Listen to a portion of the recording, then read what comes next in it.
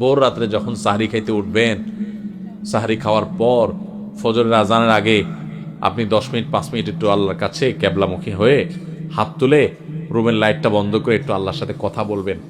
মানুষের সাথে বহুত কথা বলছেন, আল্লাহর সাথে একটু কথা বলে দেখেন।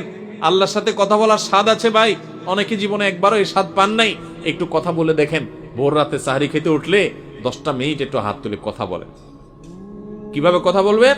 কথা বলবেন এইভাবে, ও আল্লাহ, কত গুনাহ আমি করেছি, কত পাপাচার আমি করেছি, মরতে আমার হবে, তোমার কাছে যাওয়া আমার লাগবে আল্লাহ। শয়তানের প্ররোচনা করেছি, এই রমজান মাস তুমি কত মানুষকে মাফ করে দাও। নবী করিম সাল্লাল্লাহু আলাইহি সাল্লাম বলেছেন, ওয়ালিল্লাহি উতাকাউ মিনান নার ওয়া যালিকা ফি কুল্লি লাইলা।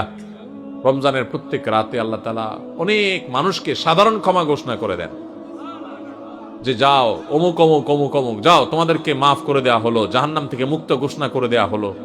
আল্লাহ কত মানুষকে আপনি সাধারণ ক্ষমা করে দিবেন।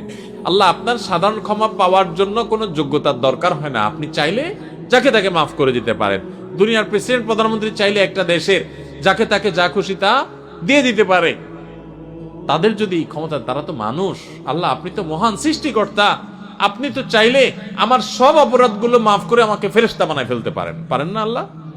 তো আল্লাহ আপনি আমাকে মাফ করে দেন, এটা আল্লাহর সাথে কথা বলবেন।